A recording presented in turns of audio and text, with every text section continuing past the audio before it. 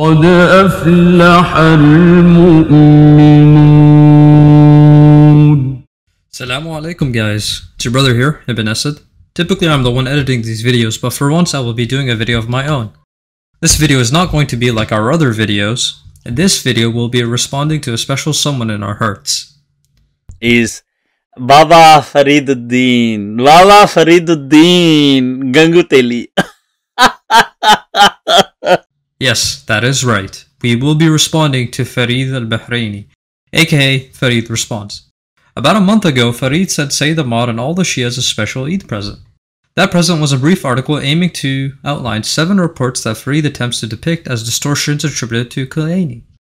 Now you're probably wondering, why are we making such a video? There are 2 reasons why we're making such a video.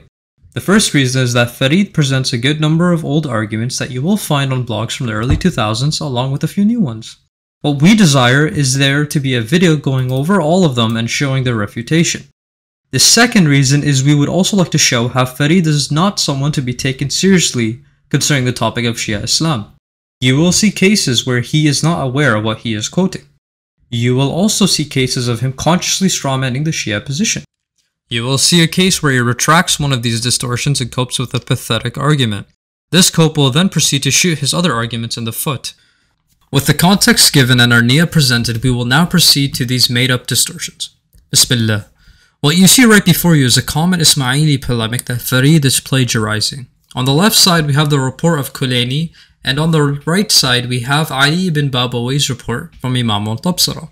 The key difference is that Kulayni's report has saqat of 1 word, that being the word Ismail. Just over a drop of one word, Farid illustrates the following picture. The distortion is clear since the original report points to the imamah of Ismail bin Ja'far, since his father sees a light in his face and considers him to be from himself. Al-Kafi's commentator, al-Mazandarani, recognizes these descriptions as clear indicators for the imamah of Musa. So, al-Kulayni made the report ambiguous by distorting the report to say he is from me, and by removing Ismail's name. He then included the narration in a chapter called The Proof and Appearance of Abi al-Hasan Musa. Yeah, that's right. We are going to use an AI Farid voice just for some masala. In short, Farid has 4 points. He is arguing that the comment about light being on the face of Ismail is proof for his imamah. He is arguing that the comment about he is from me is proof for his imamah. He appeals to al-Mazandarani's understanding for the report, and then he proceeds to claim Kulayni made this report obscure. Now, does light upon the face imply imamah? The answer is no. There is a report within our corpus with various isnads that says the following. The fornicator has 6 traits, 3 in this world and 3 in the hereafter.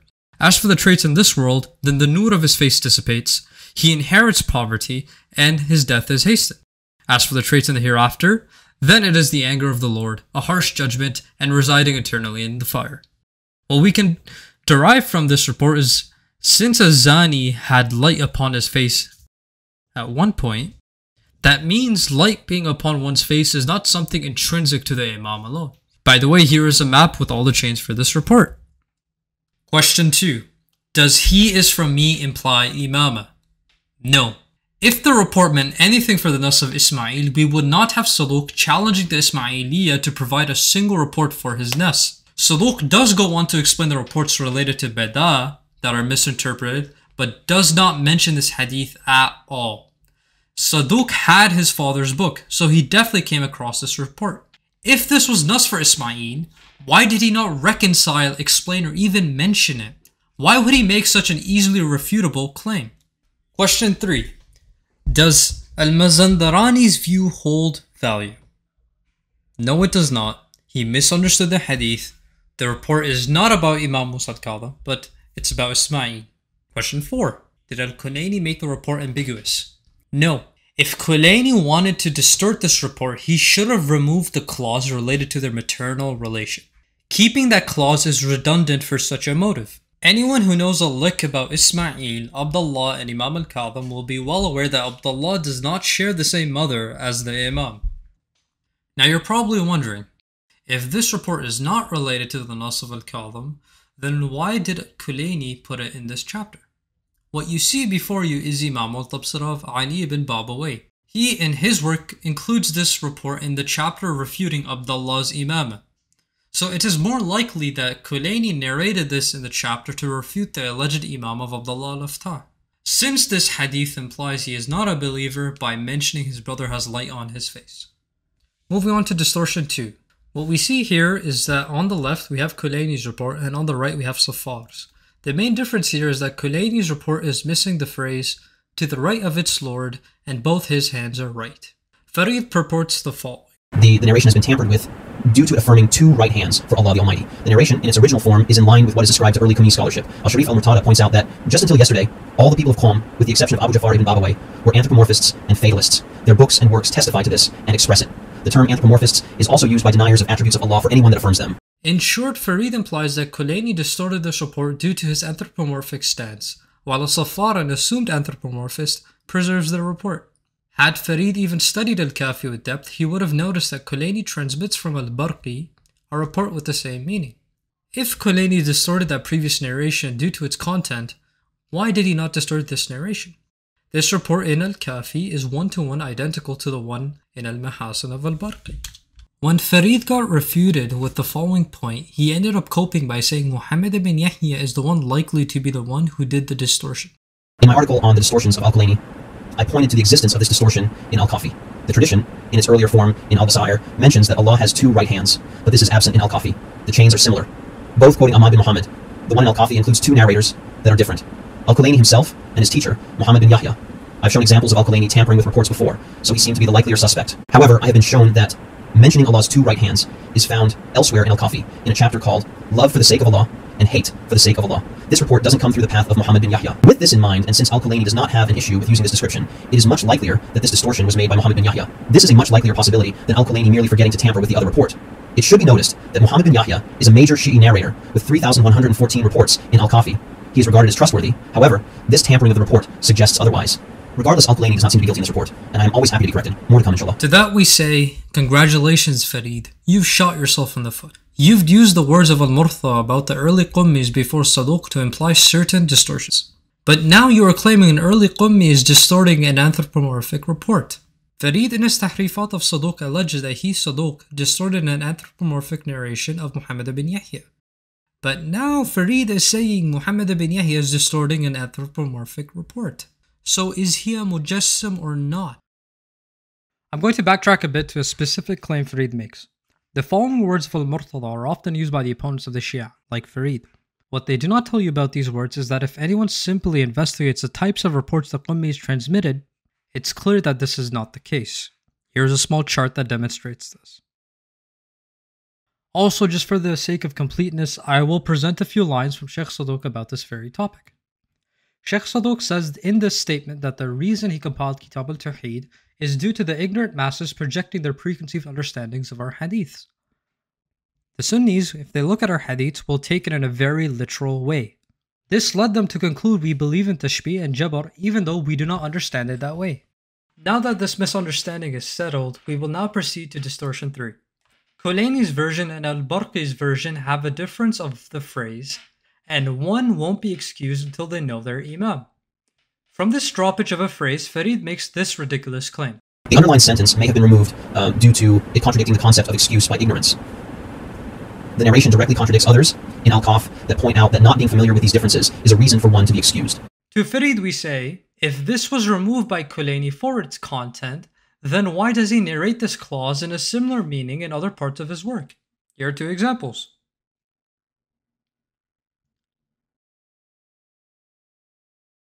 Looking at the two narrations shown, we can see that the meaning that appears in the narration of Barqi is present here. And this quote from the second narration, thereafter the ignorance of whatever I am ignorant of cannot harm me, matches what is in the narration of Barqi in meaning, and one won't be excused until they know their Imam.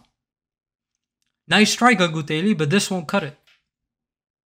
The next one will show Farid's ignorance and level of research. Farid says Kulayni removed the clause and Allah knows best as to who comes after him for the following reason. The narration suggests that there will be an authority after the last Imam, and that this knowledge isn't accessible to Musa bin Ja'far, hence the end of the report was dropped. It also contradicts a report in al-Kafi which states that the Imams have a book that lists the names of all future kings. Had Farid actually read Bisara Darajat more closely, he would have seen Safar narrates the exact same variant as Kulayni. Here's a diagram showing this. The narration Farid quotes in his booklet contains the same sentence, Allah knows best as to who comes after him. However, in the manuscript and Imam al-Mahdi Institute edition, it is bima instead of biman, and the meaning becomes Allah knows best as to what comes after him, which would speak of what would come after the time of the 12th Imam, fitting in line with the narrations of al-Haraj and al-Maraj. This completely refutes the contradiction Farid raised. We are a bit over halfway there, and with that, I'd like to mention how we do have a previous video refuting Farid on his claims about Basar al-Darajat. For number 5, we see that Kulayni's report does not have the additional passage that says, after the Hujjah, the earth can last for 40 days. From this droppage, Farid makes the following claim. The reason for the omission is that the earth isn't supposed to last a day without an imam, let alone 40, which is what we find in the same chapter in Al-Kafi. I will now present 3 counterpoints. Point 1. What we see from this diagram is that we are not even sure which Ahmed bin Muhammad, Safar, and Kulayni are taking from. Since Kulayni is taking from Muhammad ibn Yahya and not from his Idda, this is likely al-Ash'ari. Therefore, it's not related to al-Barqi's report at all. Point 2. Kulayni does transmit a report from al-Himyari in which he presents his belief, this very belief, to the deputy of the Imam. His silence upon this presentation is confirmation. Why would he not distort this report? Point 3. Kulayni transmits a weak hadith that implies Al-Qa'im will rise after a long period of time while there is no Imam upon the earth. If he truly had such a problem with this concept, he should not have recorded this narration. Moving on to number 6. We see that Kulayni's report does not have the extra line where it mentions Sayyidah Fatima being inspired by Allah. From this, Farid makes up the following problem. The narration has been tampered with because it states that Fatima received the Quran through dictation and inspiration, implying that she was a prophetess. Before we get into the refutation, this is a screenshot of Farid coping when he got called out on his claims about Basar al-Darajat. What we see here is Farid is well aware that we Shias do not even view Sayyidah Fatima as a prophetess, but we view her as a muhaddith. Now, if wahi is equal to prophethood, therefore bees have attained Nubuwwah, and the mother of Moses has attained Nubuwwah. Also, if visitation from an angel equals prophethood, therefore Mary has attained Nubuwwah, and those who learnt magic from Harut and Marut are also prophets. If the students of Harut and Marut wrote down what they learnt from these angels, would such a work be considered a Quran by Farid's logic? I will leave that up to you. Now I'm going to abridge the narration, and this is found in Al-Kafi in its entirety. The narrator asked the Imam, what is the Mus'haf of Fatima? The Imam remained quiet for a while. Then he said, indeed you are searching for what you want and what you do not want. Fatima lived after the Messenger of Allah for 75 days. She was severely depressed because of the death of her father. Jibra'il would come to provide her solace because of the death of her father. Jibra'il would comfort her soul. Jibra'il would inform her about her father and his place, future events, and what will happen to her progeny. At the same time, Ani would write all of this down, so this is the Mus'haf of Fatima. I'd just like to add 2 more things to this. Kulayni has a chapter where he mentions how messengers, prophets, and muhaddiths, like Sayyidah Fatima, are a separate category. So based off Kulayni's own book, he doesn't even consider Sayyidah Fatima a prophetess. Therefore, his cutting of this report does not make sense. Also, this concept is not unheard of in the Sunni corpus. Here is a report from Bukhari that discusses it. Now we will get into the final refutation, and this one is absolutely brutal for Janabi Ganguteli. Here is Distortion 7. It's the famous report of Al-Khidr. Farid himself does not present anything new in substance. As we can see here, Al-Barqi's report does not contain the names of the Imams, but Kulayni's does. From this he makes the following bogus claims. Muhammad bin Yahya problematized that al-Barqi was the sole narrator of this report, which listed the names of all 12 Imams. His skepticism is natural, since Abu Hashim al-Jafari allegedly heard this narration from al-Jawad, then stayed alive for another 40 more years. How likely is it for him to narrate a vital report listing the 12 Imams to only one person? The report itself can be found in another famous source, Tafsir al-Qummi, without the names of the Imams at all. The same can be said about al-Numani, a student of al-Kulayni, who distorts a narration, saying that the occultation will only be for 6 days, 6 months, or 6 years, to a long period of time. So here's the SNUD diagram for this report, and what you will see is that Ali bin Ibrahim, Numani, Saduq Kulayni, and Shalmagani, and Tabari al-Imam al-Saghir, who is quoting Shalmagani, all transmit this report. And then Barqi transmit the report. And Barqi has like a little red page. And that signifies that Barqi's report does not include the names. Everyone else who's transmitting this report via whatever pathway transmits the report with the names. What's significant is Kulayni's version is also technically an abridgment. It abridges the discussion on the questions. Saduq's version actually contains all the questions. So that's one thing to note. Barqi not transmitting the names is just him abridging the report. Based off Occam's razor, it's more likely that al-Barqi is abridging the report in his work as opposed to over 6 narrators colluding together to distort this hadith. In terms of what Farid says about Muhammad ibn Yahya, Shaykh al-Jalil Ayatollah al-Khawi Rahimahullah says the following. This hadith has caused difficulty for many people, the first of them being, as far as we know, Sayyid al-Tafarishi. They imagined that it contained a criticism of Ahmed bin Abi Abdullah. However, a careful consideration of the hadith shows that its meaning is what some learned have stated. We will explain this by clarifying the following. Muhammad ibn Yahya assumed the hadith of Ahmed bin Abi Abdullah was narrated after people had fallen into confusion about the matter of the imamah. At the time, there was a group who said that Al-Hasan al-Askari had no son, while the Shia believed in the existence of al-Hujjah, and that he was the imam after his father. Muhammad ibn Yahya therefore wanted the narrator of this hadith to be someone else, namely a man who lived before the time of confusion. This would make his report a report about the unseen before it happened. Muhammad ibn al-Hasan then replied to him that Ahmed bin Abi Abdullah's report was 10 years before the confusion, meaning that it was 5 years before the birth of al-Hujjah. Therefore, there is nothing in the hadith that indicates any criticism of Ahmed bin Abi Abdullah at all. Farid made a claim about Tafsir Qummi. He claimed Tafsir Qummi does not contain the names of the 12 imams. Farid has lied. Tafsir Qummi in fact does contain the report with the names of the 12 imams. He quotes this specific print in this report. What he did not mention is that Ali bin Ibrahim at the end of the report says he has mentioned these questions before. If we flip to page 409, what we see is that he narrates the full report with all 12 names. By the way, the manuscripts also contain the names here. What we can conclude from this is 2 things. 1, Ali bin Ibrahim does have this report with all 12 names. He is 1 generation before Kulayni, therefore refuting Distortion 7. 2, the chain is unique since he, Ibrahim bin Hashim, is taken from Abu Hashim as opposed to al-Barqi, i.e. this wording is truly from Abi Hashim. Farid is either being a mudallis on this matter, or lying, or our expert is quite ignorant. Now, some of you may be wondering, why would Muhammad ibn Yahya al-Saffar not be aware that Ibrahim bin Hashim narrated this report from Abi Hashim? Well, Dr. Haydar Hubollah's theory on Ibrahim bin Hashim being a reclusive figure can explain such lack of awareness. Farid also claimed that Numani distorted a report, therefore we can't trust him for this report. He problematized Numani changing a line from a report in Al-Kafi which says 6 days, 6 months, or 6 years to a long period of time. This is in fact not problematic at all. This is a case of riwaya bil ma'na. This is also a case of taghlib.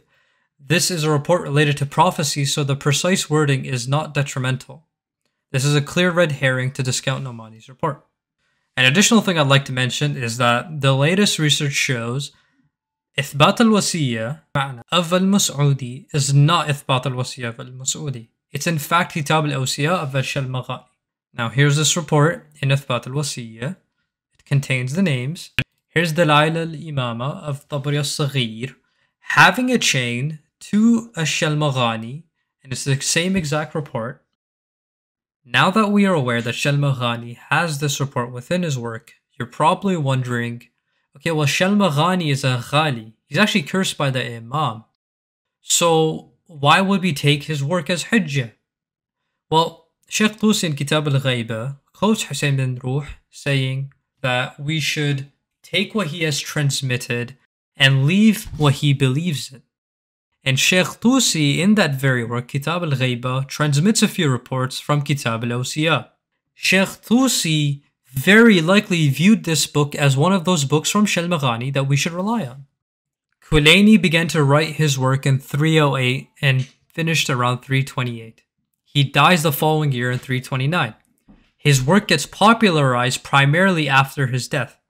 Shalmagani dies 7 years before Kulayni in the year 322. Shalmagani gets excommunicated around 312. This is when people stop narrating from him. His work contains a report of al-Khidr via an unknown chain to al-Jawad with the names of the 12 Imams. Conclusion: Kulayni could not have been the one who distorted this report, since the work of Shalmagani had it long before Kulayni finished his work. If this book was written by Shalmagani before his excommunication, this means this wording is pre-312. Now to wrap it up all nicely, Farid's interpretation of Ibn Yahya's words are baseless. Barqi's wording can simply be explained away as an abridgment. Tafsir Qummi is a work one generation before Kulayni that includes this report with the names. It has an alternative chain to Abi Hashim that does not include al-Barqi. Farid's problematization of Numani is baseless. Shalmaghani's work that is very likely to be written before 312 includes this report with the names. Therefore, Kulayni could not be the alleged distorter. Now what we're going to do is we're going to give Farid some advice. And that advice is going to come from Mota Motaz himself. Do you not think that God will throw you into hell for discussing issues and causing deviations that are way beyond you? Like in reality. And this applies to Sunnis and Shias and everyone. People will be thrown into hell for showing off. What you're doing is much worse than being just showing off. You are an embarrassment to Islam, and you are causing doubts amongst Muslims, and you are creating a mess. It's not a joke. It's not like I can make a YouTube account and a Twitter, and now obviously I've read a few books and listened to a few lectures, I can speak. You are being held accountable. It's just genuinely not a joke. Like people seem to think like, oh, I'm doing something good or whatever, and you're not. Now that that's out of the way, thank you everyone for watching our video. Please forgive if I've made any mistakes. Please do let me know if there's a point I missed out on or there's a point I should have added. Please do check out the original article some of the companions and Tanveer Hashmi wrote. To Farid, we say one last thing, and that is this. You're finished. You're finished. You're finished. You're finished. Wallahi, you're finished. Now, before I do end it, I just want to give credits where credit is due. Shout out to Tanveer Hashmi and Ayub Hashmi, the two brothers, who were the main fronts for this article being written. The third is brother Salim. The fourth is the fellow Sadat that helped around with some of these arguments. And then the fifth is our companions. They helped out a lot as well. May Allah bless them all. Assalamu alaikum, guys.